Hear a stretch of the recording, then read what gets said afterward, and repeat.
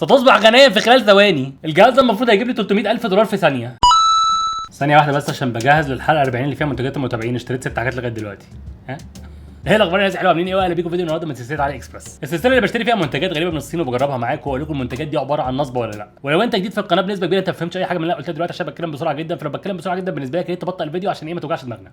وعارف ان في خفيف ظل في التعليقات تحت يقول لي يا بيستي ده انا اصلا بسرعك. انت شاطر، برافو عليك، برافو احمد. على العموم يعني اهلا بيكم في الحلقه 36. حلقه النهارده مميزه شويه عشان فيها منتجات انا كنت عايز اجربها، وكمان منهم منتج انا عايز اوريه لكم لان خايف حد يتنصب عليه. يعني انا جايبه وانا عارف ان هو بنسبه كبيره هو نصبه يعني، بس اللي ما شافش الحلقه اللي فاتت حابب اقول لك ان خلاص بعد كده اي منتج هتشوفه انا هقول لك سعره بالمصري، ولو سعره مش متوفر للمصري بسبب ما هقوله لك بالدولار، ولو انت من بلد ثانيه يا ريت تحول بالموبايل بتاعك ما تبقاش كسول. واي منتج يعجبك هتلاقي له رابط موجود تحت في الوصف، واي منتج يعجبك وتشتري من اللينك بتاعي انا هاخد نسبه من الارباح اللي هتروح لعلي اكسبرس، مش هاخد من فلوسك انت. المهم طولت عليكم، يا رب تكونوا فهمتوا كل حاجه انا عايز اقولها. لو انت جديد يا ريت تشترك. معلش انا بتكلم بسرعه بجد. خلينا نخش في المنتج الاول لان انا اصلا بدات اسجل الحلقه دي متاخر عشان هو لسه واصل لي ومتحمس جدا. انا مش عارف كده ليه. بيقول لك ساعه انبوبيه ار جي بي نيكسي تعمل بمنفذ يو اس بي مع شاشه ملونه اي بي اس وساعه منبه بيضاويه من الالومنيوم الكهربائي مع منفذ شحن اطار معدني. والله يعني مش اغرب اسم قريناه بالعربي لغايه دلوقتي. منتج واخد 4.6 نجوم من 79 تقييم ومتباع 487 مره. سعره 1690 جنيه و58 قرش بعد ما كان سعره 5733 جنيه وربع. واللي قدامكم ده يا جماعه هو المنتج. دي حاجه من الحاجات اللي انا كنت عايز اجيبها للسيت اب ومستنيها ترخص. وبصراحه هقول لكم على حاجه بس عشان تبقوا فاهمين، انا تقريبا جبته بما يعادل 500 جنيه مصري او حاجه كده عشان كان فيه ديسكاونتس، فبس للمصداقيه يعني انا كنت جايبه ارخص من كده بكتير.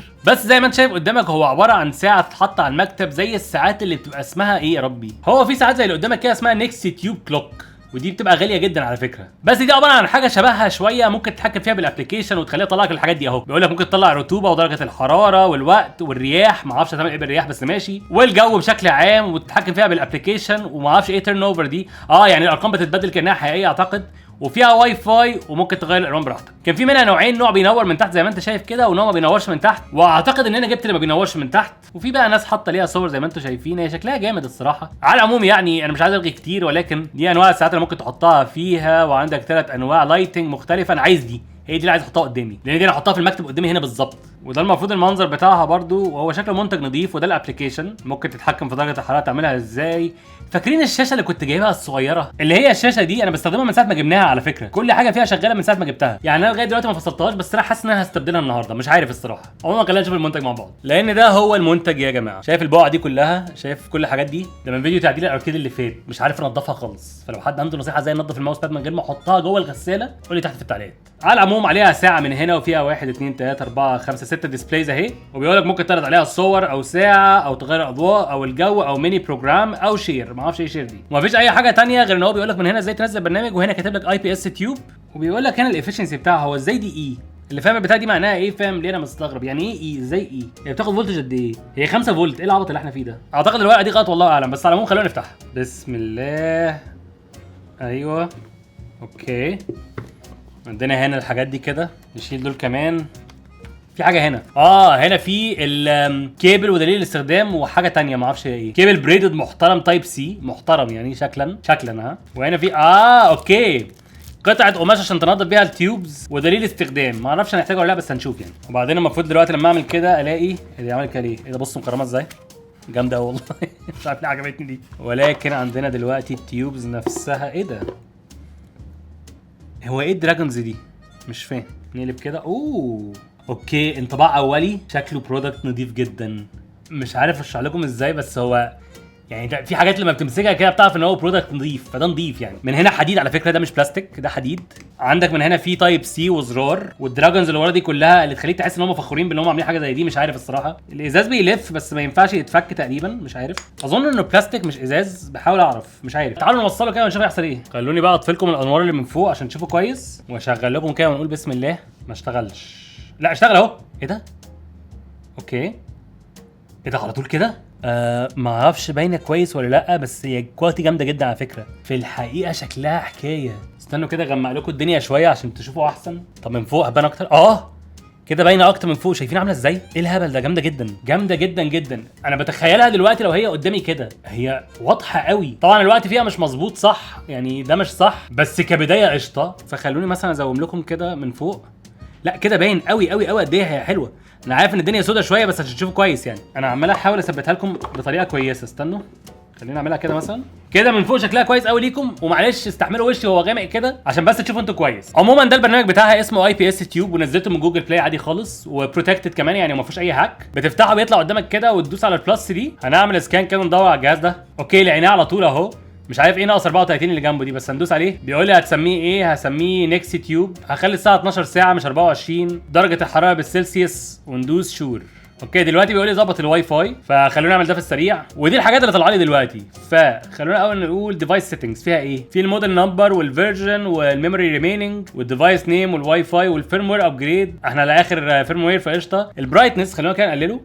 استنوا، بص انا هقلله لكم عشان تشوفوا احسن. شايفين؟ فهخليه لكم كده. اللي انتوا شايفينه قدامكم دلوقتي ده هو اللي انا شايفه بعيني على فكره. هو انا ليه تحس ان انا شرير كده؟ معلش يا جماعه والله، بس عامه يعني ده اللي انا شايفه بعيني دلوقتي. ماشي، الساعه دلوقتي بقت مظبوطه صح على فكره. انا عندي دلوقتي الساعه 1 الفجر و47 دقيقه و55 ثانيه وعماله بتزيد اهي. خلينا نشوف لايتنج سيتنجز. لايتنج باور سبلاي. انا لسه كنت هقول، خدت بالكم اللي حصل؟ استنوا بصوا، انا ممكن انور الانوار اللي فوق واطفيها.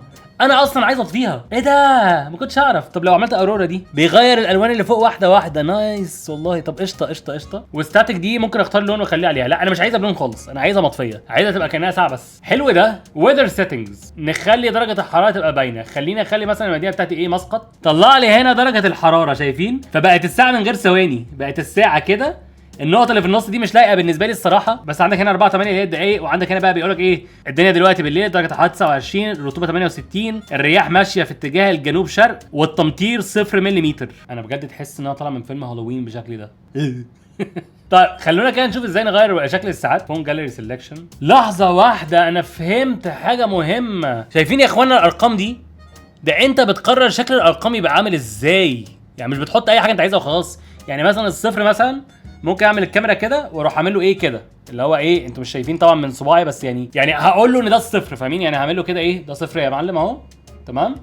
واقول له اوكي، وعايز اقول له بقى ايه ترانسميت. هي دي الصوره بتاعتي. يقول لي ديفايسز انريتشبل. يعني ايه انريتشبل؟ والله بص، هي المشكله فعلا ان بتاعت الجو مثلا دي كانت لذيذه، بس انا مش فاهم ليه مش راضي يبعت اي صور. هل الصوره كبيره مثلا؟ هل مثلا نحاول نبعت له صوره صغيره؟ بيقول لي ان هو مش متوصل بالواي فاي. طيب لو حاولنا نغير الاضاءه هيشتغل؟ الاضاءه شغاله اهو زي الفل، شايفين؟ فانا مش متاكد ايه الفكره، ايه المشكله. اعتقد استنى، بصوا الحركه دي في ساعات مختلفه ممكن نحطها على طول من عندهم. اوكي تعالوا نجرب دي مثلا، لان دي بتفكرني بالقناه شويه برضو. بقول له يس سكند، اللي هو يعني دي تاني صوره. بيقول لي sending images fail to send images continue sending. طب هنجرب حاجه تاني. هخلي موبايلي ايربلين مود، وهفصل الجهاز ده اهو، شلت الفيشه ورجعتها تاني، وهشيل الايربلين مود من موبايلي. فالمفروض دلوقتي موبايلي بيشتغل اهو، وده اشتغل خلاص. اوكي هنحاول نبعت تاني. بيبعت 10% 20. اوكي بدا يبعت دلوقتي. انا مش متاكد ايه اللي بيحصل بالظبط، بس بدا يبعت دلوقتي اهو. فبعت خلاص، هقول له شور، والساعه اتغيرت اهي. اوكي يعني عامه الابلكيشن الصور معظمها اي اي، بس في صور كتيره قوي وفي ساعات كتيره قوي ممكن تستخدمها. اللي يعجبك ممكن تستخدمه، فدي حاجه حلوه. في وان بيس، في دي، تصدقوا دي شكلها حلوه. استنوا نجرب دي كده. هنعمل كده بليز كونكت بلوتوث فيرست. بتتكلم عن ايه يا اسطى؟ بلوتوث ايه يا اسطى اللي عامله كونكت فيرست؟ انت عبيط. واضح ان في مشاكل في الاتصال في الجهاز ده. بس اللي عاجبني في الموضوع انه لو فكرت فيها انت ممكن تخلي الساعه دي اي حاجه انت عايزها كساعه. حتى ممكن تخلي مثلا حد انت بتحبه يكتب لك الارقام بالعربي بخط ايده فتخليها هي دي الساعه. فلذيذه الصراحه. انا كنت عايزها عشان يبقى شكلها كده، واظن ان انا هحطها قدام شكلها في المكتب حكايه. لا استنى اصور لكم والله. اهو انتوا شايفيني اهو هناك اهو ماسك الموبايل اهو هناك ماشي، ولكن لو نزلنا تحت شويه ده المنظر. فده المنظر من عند السيت اب بتاعي. جامد جدا جدا جدا. يعني طول ما انا قاعد هبقى شايف الساعه وارتفاعها مش هيغطي على الشاشه، فده الحلو. فده المنظر زي ما انتم شايفين. اعتقد باين قوي في الكاميرا دي قد ايه شكلها حقيقي، فعجباني جدا جدا. فا اوكي اقدر اقول ان المنتج الاول معانا النهارده ناجح. هو البرنامج بتاعه هو اللي فاشل، بس يعني من وجهه نظري انا من النوع اللي لما بيجهز حاجه او بيظبط حاجه في السيت اب بتاعه ما بيغيرهاش كتير. اللي مزعلني بس ان الشاشه الصغيره دي انا هشيلها خلاص كده، ما اعتقدش انا هستخدمها، او ممكن اسيبها عشان بتقول لي الجو. مش عارف الصراحه، انا ببص لها دلوقتي زعلان لها. متخيلين بقى لها معايا قد ايه؟ بس على العموم المنتج الاول معانا النهارده. لو عجبك اللينك بتاعه موجود تحت في الوصف، وقول لي ايه رايك فيه، وخلينا نخش على المنتج الثاني. حتى بصوا اسمه مكتوب غلط ازاي، فانا مش هقرا اسمه وهقول لكم ده ايه بالظبط، او يعني هقراه لكم كده في السريع من غير افيهات. ماشي. المفروض ان ده حاجه اسمها ان ام ماينر نيرد ماينر V2 هاش ريت لاكي ماينر ESP 32 2.8. حتى بصوا الاسم بايظ ازاي، فاقول لكم في السريع ان دي المفروض شاشه عباره عن ماينر، حاجه اسمها نيرد ماينر V2. من الاخر حاجه كده عشان تطلع بيها كريبتو كرنسي. ده جهاز اتبعت لي منكم كتير، لان في ناس فاكره ان هو هيعمل لها فلوس او هيخليها اغنيه. فانا جاي النهارده اقول لك ان ده كله كذب. خلينا افهمك. مبدئيا المنتج واخد 4.7 نجوم من 477 تقييم، واتباع اكتر من 4000 مره. سعره 1029 جنيه و31 قرش بعد ما بقى عليه خصم 26%، لان سعره كان 1390 و96 قرش. ودي صور المنتج زي ما انتم شايفين قدامكم، عباره عن بورد بسيطه جدا جدا جدا. من الاخر كده دي موديول اسمها ESP32، يعني حرفيا اللي قدامك ده انت ممكن تعمله في البيت بارخص من السعر ده، وانا والله العظيم مشتريه عشان كنتوا. من الاخر كده يا جماعه دي حاجه هتلاقوا منها انواع مختلفه كتير جدا جدا جدا. هو بيقول لك 960 كي اتش بير سكند الهاش ريت بتاعها، بيقول لك بقى ايه ده بيزود احتماليه الفوز بالجائزه بنسبه 1750%. وخلي بالك ده بتحطه عندك وبتسيبه وبتخش البي تي سي لوتري ومش عارف ايه. وبالمناسبه اللوتري ده اللي هو النصيب اللي على حد علمي المفروض ان هو حرام اصلا، ماشي؟ مع اني سالت على الجهاز ده وفي ناس قالوا لي مش حرام لاسباب هشرحها لكم دلوقتي. ولكن قبل ما اوريكم الجهاز بيعمل ايه بالظبط خليني اوريكم شكله عامل ازاي. اهو ده شكله قدامكم، دي الصور بتاعته وبتاع، المفروض ان هو جاي معاه اكريليك وانا هركب كام حاجه وكده. وهنا بيشرح لك بقى ايه هو البي تي سي لوتري ده. اعتقد الحته دي فرصه حلوه ان انا اشرح لكم ايه الموضوع ده بالظبط، لان مكتوب كلام هيسهل علينا اقوله لكم. من الاخر كده يا جماعه عشان تعمل تعدين او تطلع بيتكوين انت محتاج تحل خلينا نقول معادله غريبه جدا او صعبه جدا. والمعادله دي بيشارك فيها المفروض اجهزه كتيره مع بعض عشان يحلوها، او واحد بيشارك مثلا بكذا جهاز عشان يحلها او حاجه زي كده. الجهاز التافه ده عشان يحل حاجه زي دي محتاج ملايين السنين عشان يحلها لوحده. دي اول حاجه انت تعرفها. تاني حاجه انت بصراحه عندك فرصه ان انت تحلها، وزي ما بقول لك هنا انت ممكن في ثانيه واحده يبقى معاك 300,000 دولار. وهنا بقى نخش في حته الحلال والحرام اللي انت ما تعرفش ده حلال ولا حرام. سالت ناس كتير قبل ما اشتري الجهاز ده، في ناس قالوا لي بص طالما انت مشتري الجهاز وبتعمل شغلك يعني انت فعلا بتعمل تعدين، فلو انت جت فرصتك ان انت تحل البلوك فده عادي حلالك. ولكن في نفس الوقت انا بالنسبه لي هم بيسموه بي تي سي لوتري. اللوتري ده اللي هو اليانصيب، اللي هو كانك مثلا بتشتري مثلا بطاقه بتخربش وممكن تكسب فلوس، ده قمار. ولكن عامه يعني هو بيقول لك ان هو بياخد اقل من وات واحد بس، وبتشغله وتنساه، يعني تشغله وتسيبه وتنساه تماما. فعلى العموم خلونا نشوف الجهاز عامل ازاي ناخد عنه فكره. انا والله مشتريه عشان ما حدش فيكم يلبس فيه، انا اصلا ممكن اكون راجع شويه بس انا ما بفكرش خالص في البيتكوينز دي. وعلى العموم يا جماعه الجهاز واصل في الكيس ده، فبسم الله خلونا نطلعه كده. في مسامير وفي كيبلز هنا وبس كده. خلي المسامير دي على جنب دلوقتي، خلونا نفتح دي اهم حاجه. هنا هنلاقي استنوا كده في قلم بلاستيك عشان الشاشه تاتش، وعندك هنا اليونت نفسها زي ما انت شايف. من قدام في شاشه صغيره جدا، ومن ورا في شويه شيبس وحاجات، وفي زراير هنا، واي فاي موديول وكام حاجه هنا تايب سي ومايكرو يو اس بي وكلام كده. لاحظ معايا ان مفيش دليل استخدام خالص. هنطلع الحاجات دي كده. ده المفروض الاكريليك اللي هيتحط في الجهاز، فالمفروض اعتقد هيبقى ده كده، وده الناحيه الثانيه هيبقى اظن كده فهيبقى الجهاز بالشكل ده. حاجه جديده بس لازم اقولها، لو ناوي تشتري الجهاز ده لسبب ما قررت ان انت تشتريه، مبدئيا انا مش هحط لك اللينك في الوصف، معلش انا اسف، مش هتشتريه بسبب انا جاي اقنعك ما تشتريهوش. تاني حاجه لازم تتاكد ان بلدك بتسمح بالتعدين او بالمايننج. انا بقول لك اهو هبدا انا عامه اركب المسامير كلها والحاجات دي وبعدين نشوف الجهاز ده عامل ازاي. طيب يا جماعه وده شكل الجهاز بعد ما ركبته بالكامل اهو، شكله نضيف الصراحه كجهاز. طيب خلونا نوصل الجهاز مع بعض كده، فبسم الله ونعمل كده. ودلوقتي المفروض يشتغل ولا ايه الكلام؟ قال لك ميك ات بيتر، ستصبح غنيا في خلال ثواني. الجهاز ده المفروض هيجيب لي 300,000 دولار في ثانيه، ما اعرفش طبعا ده عمره ما هيحصل يعني، بس خلوني يشتغل بس ونشوف هيشتغل ازاي. اوكي هو فتح لي الشاشه دي فيها واي فاي وباسورد، خلوني اظبطه لحظه واحده. بالمناسبه جهاز ثقه، يعني لو انت فاكر ان انت ممكن تتهكر او كده، لا مفيش الكلام ده. بس هي مش فكره قال ثقه ولا لا، فكره ان هي نصبايه كبيره. يعني انا عايزك تفكر فيها، لو انت بتصنع جهاز زي ده والجهاز ده شغال فعلا وبيجيب لك فلوس 300,000 دولار، هتبيعه ولا هتعمل منه كتير وتخليهم لنفسك وتعمل كذا 300,000 دولار؟ فكر فيها والله، فكر بجد. انا عارف ان في ناس كتير نفسها تبقى غنيه بسهوله، بس لا يا جماعه مش كده. عامه دلوقتي هوصله بهوت سبوت، انا عاملها كده حط طبعا شفت حاجه دلوقتي بتضحك قوي. انا وانا بظبط الجهاز دلوقتي في محفظه رقميه محطوطه اوريدي، يعني الجهاز ده لو عمل 300,000 دولار لسبب ما في حد غيري هو اللي هيستلمها، عشان بس نبقى واضحين. بس انا هقول له حلال عليك، انا كده كده مش عايزها. فهل دلوقتي هيشتغل ولا ايه الكلام؟ وعمال بينور انوار غريبه. موبايلي طلع خلاص وبتعمل كونكت على النت عادي، فناقص ده يعمل كونكت على النت، وفعلا بدأ يعمل ريست تاني اهو، بيقول لي اكتيفيتد. اوكي تحت كاتب اسم الواي فاي اللي انا موصله بيه بس انا مخبيه معلش، وقال كونكتد وتايم زون فيتش، بيحاول يعرف انا ساكن فين. تايم زون سيت تو 8.0 ماركت كونكت. بقاله كتير قوي ستك في الشاشه دي على فكره. هتشتغل ولا ايه يا معلم؟ ايه الكلام؟ والله خساره ان هو يستخدم في حاجه زي دي، كان ممكن اعمل بيه كونسول ده.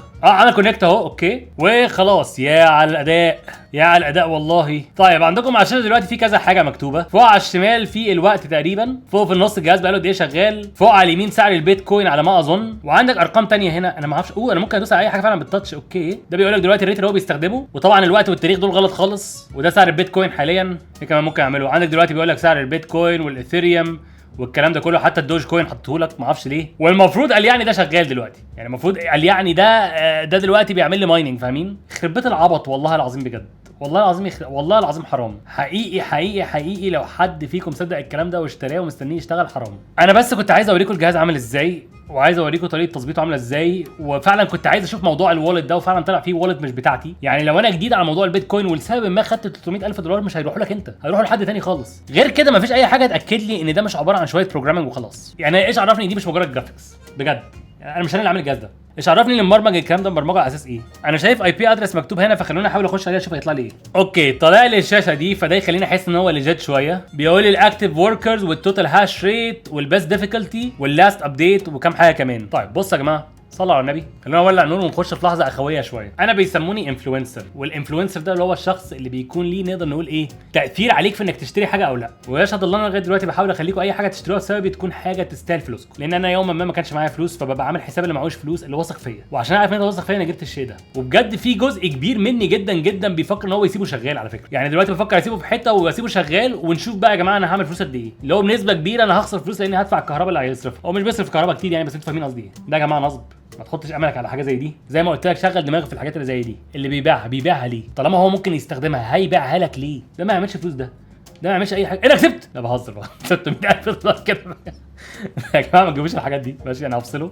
ما تجيبوش الاشياء دي، او اكشلي اقول لك على حاجه، انا هسيبه شغال بقيه الحلقه. بس على العموم ما تشتروش الاشياء دي يا جماعه، عشان والله العظيم حرام، حرام تضيع فلوسك في حاجه زي دي. يعني انا عارف ان هو مش اغلى حاجه في الحياه، بس الفلوس دي غيرك اولى بيها. معلش انا اسف يعني، بس اتبرع بيها. بالعكس انت يمكن لما تتبرع بالفلوس بتاعته ربنا يرزقك من حيث لا تحتسب، فده اضمن لك من حاجه زي دي. فانا بس قلت اوريكم الجهاز بيتركب ازاي، بيتوصل ازاي، بيشتغل ازاي، فيه ايه. وكمان قلت نشوف موضوع البيتكوين والت اللي فيه ده. مش هحط لك اللينك بتاعه في الوصف الصراحه، عايز تشتري دي حاجه ترجع لك، بس انا مش هحط اللينك تحت في الوصف. انا بس جاي اكون اخ كبير ليك وخلاص. خلينا نخش على المنتج اللي بعده. انا اصلا مش مصدق ان بعد ما انا كنت جد معاكم كده هنروح للتفاهه دي، بس يلا بينا. بيقول لك مذهله كسور الابداعيه، بيريسكوب، كتب القراءه الافقيه، الجلوس، نظارات على السرير، استلقاء، عرض التلفزيون، قصر النظر، قابله للاستخدام، المنشورات، نظارات.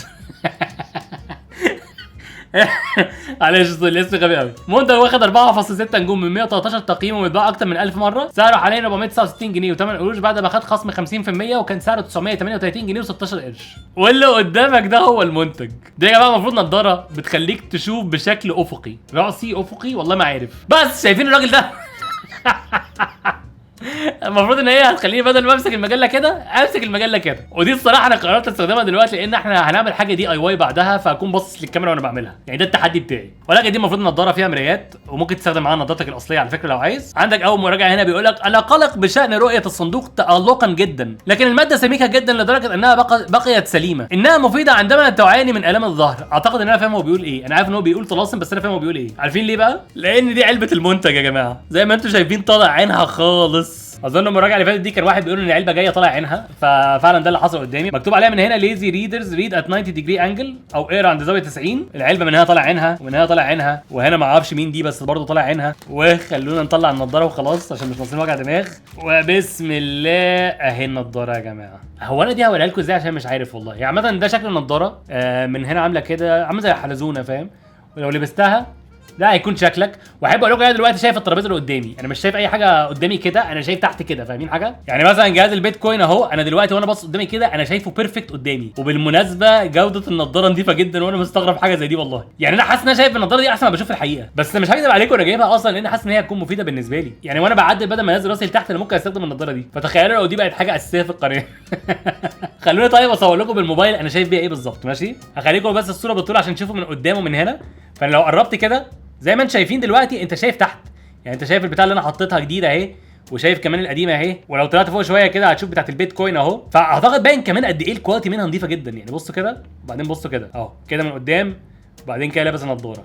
فده اللي بشوفه لما بلبس النضاره، بدل ما انا شايف قدامي بشوف ايه تحتيه بالظبط. فالمنتج ده انا قررت اجيبه لان المنتج الجاي فيه دي اي واي او فيه لحام، فقلت فرصه حلوه ان احنا نعمله تيستنج ونجرب نلحم بيه. فده كان المنتج الثالث، مش هنطول فيه كتير. ده اللي كنت عايز اقوله لك. بس على فكره غريبه قوي انك تلبس نظاره وتشوف حاجه غير المفروض تشوفها. بس على العموم ده كان المنتج الثالث. خلينا نروح على المنتج الرابع والاخير معانا النهارده، اللي اعتقد ممكن يكون جامد جدا، ومره كمان ما حدش يشتري الشيء القذر ده. بيقول لك 7 بكسل لعبه وحده التحكم الالكترونيه تقوم بها بنفسك، مجموعات مويو يد 51 شريحه واحده، الكمبيوتر اللي تقوم بها بنفسك، اجزاء ممارسه اللحام المصغر USB بي لتقوم بها بنفسك. دي اي واي على فكره. منتج واخد 4.9 نجوم من 10 تقييمات ومتباع 84 مره. ده منتج جديد بالمناسبه، يعني لسه نازل حرفيا. سعره 204 جنيه و56 قرش، عليه خصم 31%. كان سعره 296 جنيه و47 قرش. واللي قدامك على اليمين ده هو المنتج. انا مش عايز احرق عن نفس اللعبه اللي فيه. كل اللي انت محتاج تعرفه ان هو المفروض عباره عن لعبه، وهتضطر زي ما انت شايف قدامك كده تلحمها بنفسك. فانا شايف ان حاجه زي دي لو ابنك عايز يبقى مهندس او بنتك او ايا كان مين في عيلتك، فرصه حلوه ان هو يعمل لعبه لنفسه، لان هي رخيصه الصراحه. فانت ممكن تجيبها له وتجيب له بتاعت لحام صغيره وتساعده يتعلم، او حتى لو انت هاوي وعايز تتعلم زي ما انا مثلا بعدل اجهزه وكده، ممكن تتعلم من الحاجات دي. المراجعات ما فيش قوي. ايه ده؟ هو ده شيك كاسيت ماينكرافت؟ صدقوا ده شيك كاسيت ماينكرافت والله. وايه الاو اي دي؟ شاهد الملخص كده معلش. ايه الاو اي دي؟ ايه ده؟ ايه ده؟ خلاص شفت، مش محتاج اشتريه. ما علينا. عامه المفروض ان احنا هنركب كل الكلام ده زي ما انتم شايفين مع بعض. يعني عندك هنا كاباستور، ترانزستور، ده اللي هيعمل الصوت اللي هو بيب بيب. عندك هنا 7 سيجمنت، عندك هنا اي سي والحاجه اللي هتحط فيها الاي سي، ودي البورد اللي هيكون عليها اللعبه نفسها. وعندك هنا شويه اكريليك، شويه زراير، وواضح ان احنا هنبقى عندنا نسخه للبطاريات تقريبا، الله اعلم. دي الالوان اللي موجوده. المفروض انا جبت اللون الشفاف خالص عشان نشوف كل حاجه بطريقه واضحه. فمش عايز احرق كتير، عايزين نشوف الاول ايه اللي في العلبه وبعدين نركب الجهاز ده. بس دي ممكن تكون حاجه روشه، يعني حاجه مش هستخدمها كتير بس روشه فن ان احنا نعملها. فيلا بينا. الكيس ده هو المنتج يا جماعه. خلونا نفتحه كده ونشوف ايه اللي جواه بالظبط. مبدئيا عندنا العلبه اللي هيتحط فيها الجهاز نفسه، واللي فيه معاها زي ما انا شايف كده الحاجه بتاعت البطاريه ومفك. وعندنا كمان القطعه دي اللي هتكون في مثابه الشاشه بتاعتنا زي ما انتم شايفين كده. لحظه واحده. لحظه، ده ال LEDs بيلت ان فيها. اوكي، لو تركز لي كده في هنا حدايد صغيره، واحده منهم متنيه، 2 منهم متنيين، 3 منهم متنيين. الله. للعلم بالشيء المفروض ما يحصلش كده، المفروض ما يحصلش كده. 4 منهم متنيين، دول بايظين خالص يا اخوانا. بحكم خبرتي بس في هندسه، بس مغمض عين واحده معلش، هعرف اصلحهم بسهوله. بس لو انت ما بتعرفش تصلح الحاجات دي فانت هتتعب جدا جدا جدا. مش ده خالص اللي افعلها بنفسك اللي كنت ناوي عليه النهارده يعني. بس اظن ان انا صلحتها بما يكفي. ما علينا. عندنا الشاشتين دول خليهم هنا، ربنا بقى يستر وما يبقاش في اي مشاكل تانية. بسم الله. اوكي، واحده واحده كده طلع لي الحاجات دي. عندنا البورده هنا. اوكي، بس خلينا اول نشوف ده ايه. دي خريطه الصين تقريبا، لا بهزر. دي طريقه انك تركب الشيء ده، والحق يتقال معمول بطريقه كويسه، يعني في انجليزي وصيني ما فيهوش عربي. ها، عندنا البورده دي وبصراحه الحق يتقال معموله كويس جدا. البي سي بي معموله لونها اسود، والتريسس شكلها حلو، شكلها جميل، يعني شكلها ينفع مع حاجه شفافه فعلا. ما اعرفش انتوا عارفين المعلومه دي ولا لا، بس انا حاجه من الحاجات اللي عملتها في هندسه ان انا اعمل الحاجات دي على فكره. عندنا مايكرو يو اس بي يولع بجاز. عندنا هنا 7 سيجمنت والاي سي والبورد بتاعت الاي سي. عندي فضول اشوف هل حالتهم كويسه ولا في بنز متنيه، فبسم الله. بالنسبه لل7 سيجمنت زي الفل، ما فيهاش اي مشاكل خالص. بالنسبه بقى للاي سي بسم الله، الاي سي تمام، ودي كمان تمام. بالمناسبه القطعه دي عشان لو يوما ما الاي سي باظت تعرف تغير الاي سي بسهوله، بدل ما تلحم الاي سي مباشره في البورد بتلحم دي وبعدين ممكن تدخل الاي سي وتشيلها. عامه هنسيب الاي سي هنا وهنسيب البورد دي هنا. واخر حاجه خلينا نشوف عندنا ايه هنا. عندنا هنا في 4 زراير لونها اصفر، تمام، بلاستيك، خليها هنا. عندنا في 2 ريزيستورز او مقاومتين، خليهم هنا. عندنا 5 زراير هنا، واحد منهم طالع عينه، الله اكبر. استنى بقى كده عشان بس تربطه معايا. المفروض يبقى شكله عامل كده، تمام. بص لو قلبته شكله عامل ازاي، تحسه مكسوف. عامة اظن ان انا صلحته، يعني هو كده احسن شويه. بصوا افضل شويه. هل في زراير تانية بايظه ولا كله تمام؟ بقيه الزراير تمام ما عدا واحد بس تاني. هتلاحظوا ان في رجل من الرجلين طالعه لبره كده، فدي هندخلها جوه شويه. بعدين عندنا هنا الحاجه اللي هتطلع الصوت، البتاعه دي بتطلع الصوت. عندنا في كاباستور عادي وكاباستور سيراميك وفي ترانزستور، وفي للاسف مايكرو يو اس بي بورت هنا، بورت اللي عايز الحرق ده. طيب كده كل اللي ناقص اعمله ان انا اركب الحاجه دي قدامكم في السريع، فهيكون في زي تايم لابس تقريبا. كل اللي اعمله بس ان انا همشي ورا الورقه دي وانا بستخدم النضاره القذره دي. ايه ده؟ انا دلوقتي ممكن ابص لكم واقرا كده، والله عارف اقرا كويس جدا. اوكي، هو بس حاسس ان الابعاد مختلفه شويه بالنسبه لي، فمش عارف اكمل بالنضاره ولا لا. ممكن تكون النضاره دي مش مناسبه لحاجه زي كده، لان ما تنسوش برضو ان بتاعت اللحام سخنه جدا، فانا خايف ان انا اعور نفسي ولا حاجه. لا اعتقد ان انا هقلع دي بسبب بس ان هي خطر. هو كان افيه حلو بس يعني اخاف الصراحه. في حاجه كمان لازم اقولها نسيتها. الكيت دي او العده اللي انت بتعملها دي DIY دي بتتوقع ان انت عندك سولدر وعندك فلكس وعندك كمان بتاعت اللحام. طبعا انا ما عنديش الحاجات دي، جي ويل بلايد، فانا عندي الحاجات دي طبعا كلها. فخلوني بقى ابدا اعمل التايم لابس دلوقتي.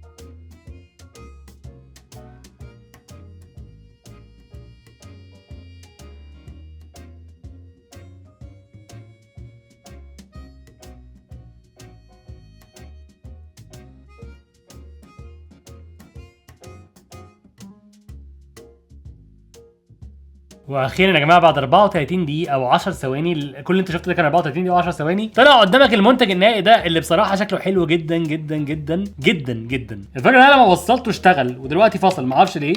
ما اعرفش هل في طريقه اشغله ولا ايه بصراحه، بس في كام حاجه عايز اقولها. مبدئيا الاكريليك لو تلاحظ مكسور من هنا، ده مش مني انا، يمكن بان في التايم لابس بس انا طلعته لقيته كده. غير كده البورده الصراحه نظيفه جدا، والحاجه الوحيده اللي كانت صعبه عليا موضوع البنز اللي كانت متنيه في الكومبوننتس، بس غير كده تمام. اللي مضايقني بس ان الشاشتين دول مش الايند كويس، لو تاخد بالك هتلاحظ ان النقطه دي بعيد عن النقطه دي، فمش عارف ده هيضايقني وانا بلعب ولا لا. غير كده لو هنتكلم على مستوى صعوبه تركيب الشيء ده فانا اديها مثلا 3 من 10 بجد، هي الدرجه دي سهله، كل اللي محتاج تعرفه بس ازاي تلحم، غير كده مش محتاج اي حاجه ثانيه. وحاجه كمان انا هحط لكم برده لينكات الحاجات دي في الوصف بقى برده، يمكن تكونوا عايزين تشتروها. بس انا اشتريت الليد فري سولدر واير ده، واللي المفروض كمان سهل تستخدمه من غير فلوكس، وفعلا النهارده اكتشفت ان هو مش محتاج فلوكس. فاللي عايز ده لو حد بيلحم وكده هحط لك اللينك بتاعه تحت في الوصف، جايبه من علي اكسبرس برده. وكمان الستيشن بتاعت السولدرنج بتاعتي هحطها لك تحت في الوصف لو عايز تشتريها، لان هي لغايه دلوقتي شغاله معايا كويس جدا. المهم انا مش فاهم ليه ده مش شغال دلوقتي، هل في زرار ادوس عليه او حاجه؟ مش عارف، هل محتاج افكه تاني؟ استنوا كده. بالنسبه لي كون ان انت محتاج تفك مسمار عشان تغير البطاريات ده مستفز جدا، بس خلينا نجرب كده. اعتقد في بطاريه اتفكت، استنوا هو بقى شغال ليه اهو. اوكي هو دلوقتي شغال، مش متاكد ايه اللي حصل الصراحه او ليه كان فاصل. الله هو فصل تاني ولا ايه؟ ايه ده؟ هو انا لاحم حاجه غلط؟ ايه ده في ايه؟ دي تترس؟ دي تترس.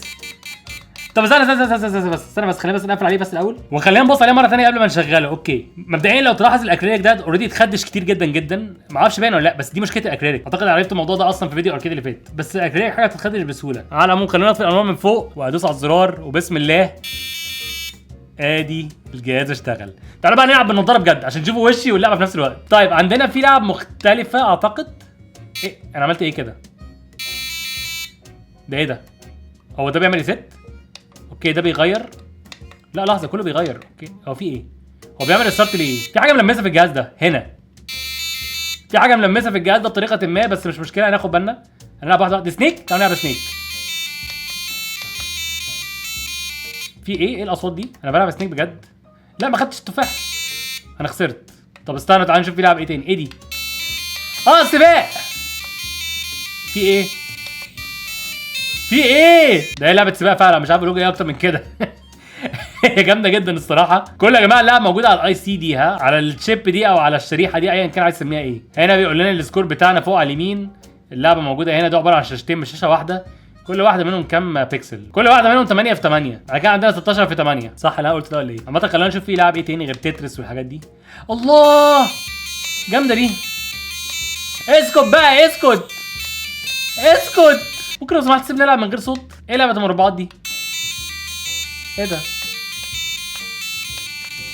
هو بيفصل ليه يا اخوانا؟ ايه اللي مضايقك؟ في حاجه ملمسه، في حاجه غلط، البطاريات مش محطوطه كويس يمكن. والله ممكن تكون البطاريات على فكره. هو ايه ده؟ ده الصوت صح والله جامد. اوكي انا ممكن اوطي الصوت تقريبا، انا مش متاكد هو بيفصل ليه. عندي احساس ان هو بسبب البطاريه، فانا هجرب اوصله بمايكرو يو اس بي. عامه انا وصلت مايكرو يو اس بي في الجهاز وما حصلش حاجه، مش شغال خالص. فانا مش متاكد الصراحه المايكرو يو اس بي بيسبب ايه او بيعمل ايه. هو كجهاز روش وتركيبه لذيذ الصراحه، بس هل ممكن اقترحه عليك؟ انا مش عارف يعني. ممكن، لان هو اداء حلو لاي حد هاوي زي ما قلت لكم وسهل تركيبه، بس كجهاز هو روش. على العموم كده اقول لكم دي نهايه فيديو النهارده، اتمنى يكون عجبكم. اللخبطه اللي قدامك دي هي المنتجات اللي كانت معانا النهارده. كان معانا الساعه الجامده قوي دي اللي دلوقتي بفكر احطها عند التلفزيون، فقولوا لي ايه رايكم على المكتب قدامي ولا عند التلفزيون. وجبنا الجهاز النصبه ده اللي لغايه دلوقتي على فكره مفيش حاجه اتغيرت زي ما انت شايف قدامك اهو. وزي ما قلت لك ده ممكن يقعد 2 مليون سنه مثلا على ما يجيب لك الفلوس، واحتمال تتسرق منك. في نفس الوقت برضو جبنا الجهاز ده اللي تركيبه كان الصراحه يعني ممتع جدا، ولكن هو فيه شويه مشاكل تلميس. انا مش متاكد ده بسبب الكومبوننتس بايظه ولا ايه، بس على الاقل لحقنا نجربه لثواني وده شيء كفايه عليا. واخيرا وليس اخيرا عندنا النضاره دي اللي روشه جدا الصراحه، بس جابت لي دوخه، فاعتقد دي حلوه لو هتقرا كتاب او حاجه، بس لو هتعمل حاجه محتاجه حركه بايديك وكده بلاش. قول لي انا في حياتي النهارده، قول لي ايه اكتر منتج عجبك، قول لي يعني عايز تشوف ايه تاني في السلسله دي، وانا اقدر اقول لك. وصلنا لنهايه الحلقه، اتمنى تكون عجبتك. اشوفك في الفيديو الجاي ان شاء الله. انا اصلا دلوقتي مش شايفك، فيا رب انت تكون شايفني. والسلام عليكم ورحمه الله وبركاته. باي باي. تعبت واشتغلت سهرت واجتهدت، ما يبانش في شغلي عارف اني بتعب فيه بجد. دوما وعرى شغلي على قلبي زي العسل، انتوا تخلوا اي شخص ينسى ايه مفهوم الكسل. عشانكم انا مكمل، عشانكم انا مطول، لحد ما تاني درعي يجي لعندي ويفرمل، يعرف مكانه فين وسط مليون بستاوي بيسمعوا قصه نجاح انا فيها الراوي.